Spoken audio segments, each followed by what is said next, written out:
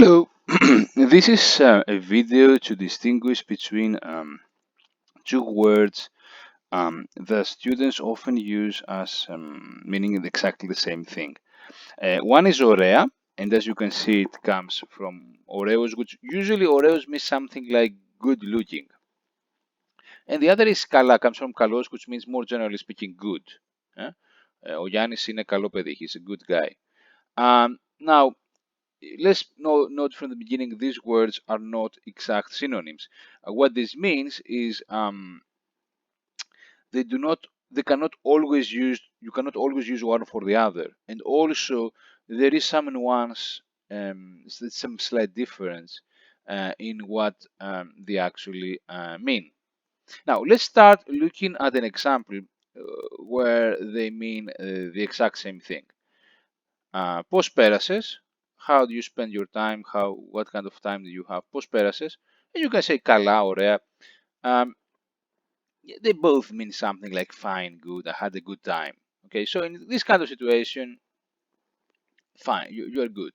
However, people, and that's why I actually made this video, it's the reply to the question I'm going to look at right now. It's if you ask somebody, τι κάνεις, or also similar question, πώς είσαι, how are you, τι κάνεις, or πώς είσαι, you can only answer καλά.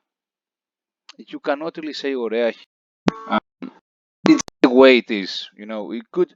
I mean, when people tell this to me, or students will often say ωραία as an answer to τι κάνεις. I understand what they mean, but it's not the way it is used. And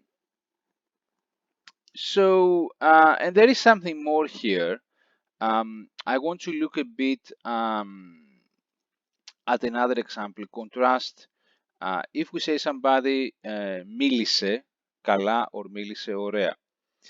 So he spoke καλά or ωραία. Now, ωραία here, the way is that ωραία is a bit strong.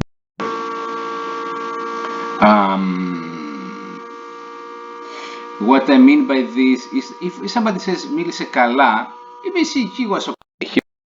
He was okay. He was fine. If I say μίλησε ωραία, it means yeah, I'm kind of I'm kind of impressed, or I'm kind of surprised, or I'm kind of, but really good in a way. It was really good would be a nice translation. So here there is some nuance, and then from this an example. But the thing is that with I'm trying to drive here with different verbs, there might be slightly different meanings. Now, the advice here. Look, of course, in your everyday language, speak. I mean, don't be afraid of mistakes. Use the language as you like. But this is more of an advice if you're going to have an exam. If you have an exam, especially those of you who are level A2, B1, my advice would be, stick to Καλά. Unless you know what you're doing, especially, of course, question as we said before, but in general, understand than something like fine than ωραία. So for those of you who might stick Καλά.